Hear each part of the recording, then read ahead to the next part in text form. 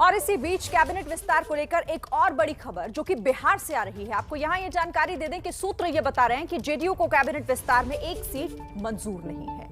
JDU cabinet विस्तार में अपने लिए 3 मंत्री पदों की उम्मीद कर रही है। सूत्रों के मुताबिक जेडीयू चाहती है कि उसे कैबिनेट विस्तार में 1 कैबिनेट और 2 राज्य मंत्रियों का पद मिलेगा।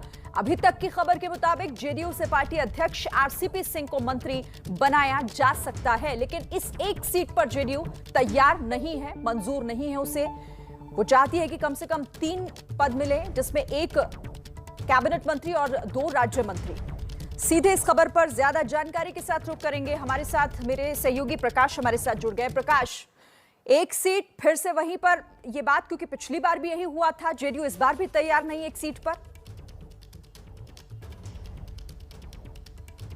देखिए, मैं इस वक्त बिहार के मुख्यमंत्री नीतीश कुमार के घर के सीधे दिखा रहा हूं मैं कि कैसे अब से कुछ देर बाद 11 बजे के करीब में हवाई सर्वेक्षण के लिए निकलेंगे।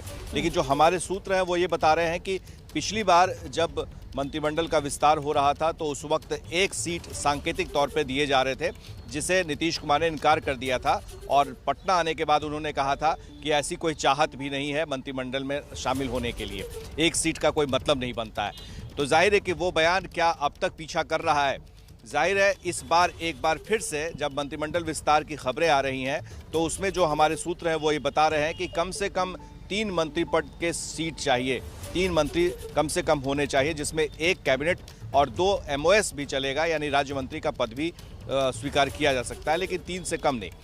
शिरीन, इसके पीछे वजह यह है कि नीतीश कुमार के पास जो उनका वोट बैंक है वो कुर्मी कोयरी के अलावा अति पिछड़ा है। तो जाहिर है कि अगर अति पिछड़ा में से कोई नहीं बनेगा और कुर्मी कोयरी से कोई नहीं बनेगा या अगड़ी जाति से कोई नहीं बनेगा तो पार्टी के अंदर में भी सवाल उठ सकते हैं और उनकी जो कॉन्स्टिट्यूएंसी है, जो उनका वोट बैंक है, उस पर भी असर पड़ सकता है। तो इसके मद्देनज़र ही नीतीश कुमार ये चाहेंगे कि अगर उन्हें मंत्रिमंडल में शामिल होना है और ऐसी कोई बात सामने आती है, क्योंकि आरसीपी सिंह जो जेडीयू के राष्ट्रीय अध्यक्ष हैं वो आज सुबह 8 बजे पटना से दिल्ली के लिए रवाना हो गए। अब वो दिल्ली जाकर किनसे बात करते हैं और क्या क्या उनका दिनचर्या होता है, उसके बाद पता चल पाएगा कि वो यहाँ से क्या संदेश लेकर के गए हैं। क्योंकि कल शाम में नीतीश कुमार की मुलाकात आरसीपी सिंह और ललन सिंह, जो 2 कद्दावर नेता हैं और राज्यसभा में नेता हैं आरसीपी सिंह और लोकसभा में नेता है ललन सिंह, तो इन दोनों से मुलाकात हुई। उसके बाद वो आज सुबह निकल गए। हालांकि ललन सिंह पटना में ही है और भी कई ऐसे नेता हैं जिनके नाम चल रहे हैं वो भी पटना में ही हैं। तो अब देखना होगा।